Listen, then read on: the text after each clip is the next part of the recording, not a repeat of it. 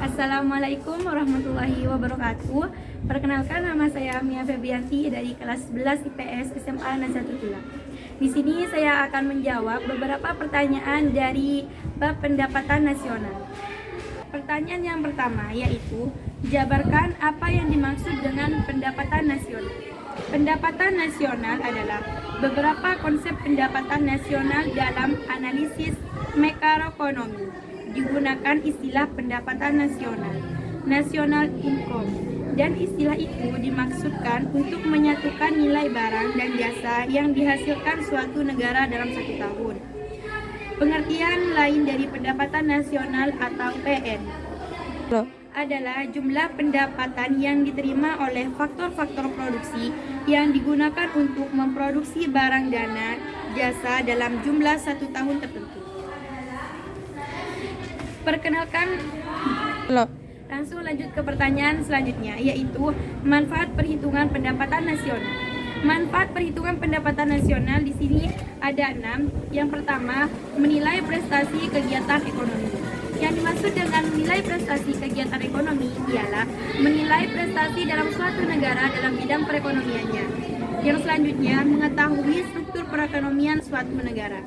Setiap negara memiliki struktur ekonomi yang berbeda-beda, dan setiap negara pasti memiliki struktur perekonomian. Karena itu sangat penting dimiliki setiap negara.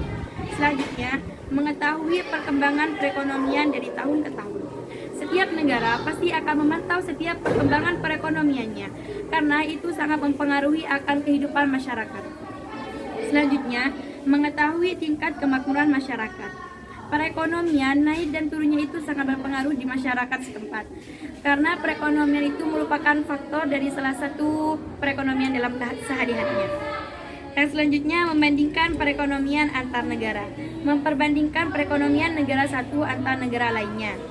Dan yang terakhir, pedoman pengambilan kebijakan ekonomi nasional. Lanjut kepada pertanyaan nomor 3. Konsep pendapatan nasional. Ada beberapa konsep yang menghubungkan dengan PN. Yang pertama yaitu produk domestik bruto dalam kurung GDP.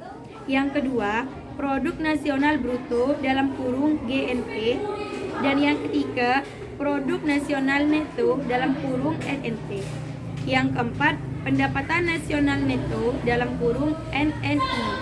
Yang kelima, pendapatan perorangan dalam kurung PI. Dan yang keenam, pendapatan disposable atau setelah pajak, disposable income. Dan yang terakhir, produk domestik regional bruto dalam kurung PDRB. Lanjut ke pertanyaan nomor 4. Klasifikasikan perekonomian Indonesia dan berikan rumusnya. Perekonomian yang pertama yaitu produk domestik bruto, yang rumusnya adalah GDP. Pendapatan masyarakat DN dalam negeri dan pendapatan asing. Yang dimaksud dengan produk domestik bruto atau GDP merupakan jumlah produk berupa barang dan jasa yang dihasilkan oleh unit-unit produksi di dalam batas wilayah suatu negara atau domestik dalam satu tahun. Selanjutnya adalah produk nasional bruto atau GNP. Nilai produk berupa barang dan jasa yang dihasilkan oleh produk suatu negara. Yang rumusnya ialah GNP sama dengan pendapatan WNI DN ditambah pendapatan WNI luar negeri, pendapatan asing. Yang selanjutnya, produk nasional neto atau NNP, yaitu penyusutan penggantian barang modal bagi peralatan produksi yang dipakai dalam proses produksi, yang memiliki rumus GMP sama dengan depresiasi dalam kurung penyusutan barang modal.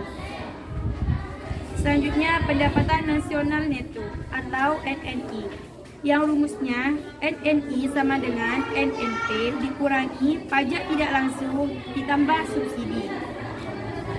Pendapatan perorangan atau PI, jumlah seluruh penerimaan yang benar-benar sampai di masyarakat.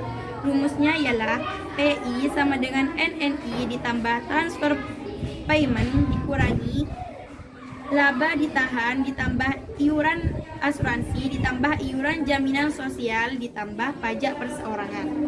Selanjutnya, pendapatan disposable atau setelah pajak disposable income. Pendapatan perorangan setelah dikurangi dengan pajak penghasilan, yang rumusnya disposable income, personal income dikurangi pajak penghasilan.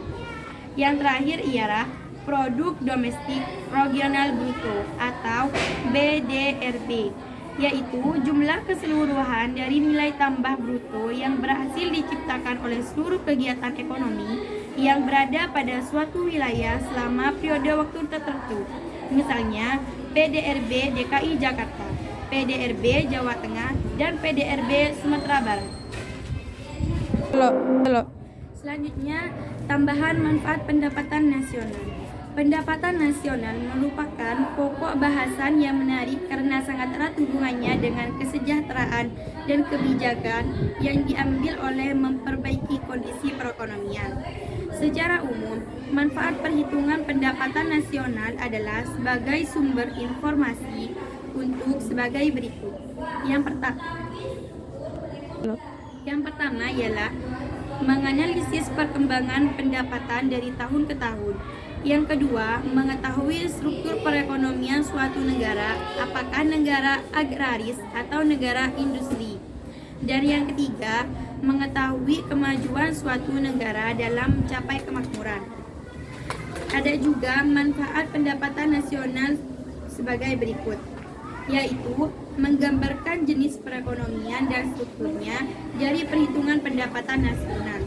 Dapat diketahui apakah suatu negara cenderung dimasukkan dalam golongan negara industri atau agraris. Yang selanjutnya, membandingkan perekonomian antar negara dan antar daerah. Dengan data perbandingan itu, kita dapat mengetahui mengapa pendapatan negara A rendah, sementara negara B tinggi, dan mengapa pendapatan provinsi yang satu tinggi, sementara provinsi yang lain rendah. Yang ketiga ialah membandingkan data pendapatan dari waktu ke waktu. Pendapatan nasional dihitung setiap tahun, karenanya kemajuan atau kemunduran tiap sektor dapat dihitung. Data ini diperlukan untuk menentukan kebijakan di bidang ekonomi. Yang terakhir, membantu pemerintah merumuskan kebijakan di bidang ekonomi. Dengan data yang tersedia, dapat diambil kesimpulan langkah yang harus diambil untuk memperbaiki perekonomian. Pertanyaan yang terakhir, klasifikasikan perekonomian primer, sekunder, dan tersier. Sektor primer, sektor utama yang berkaitan dengan industri, ekstraksi, sumber daya alam yang berasal dari tanah. Contohnya ialah pertambangan, pertanian, produksi minyak, perikanan, dan kehutanan. Selanjutnya, sektor sekunder.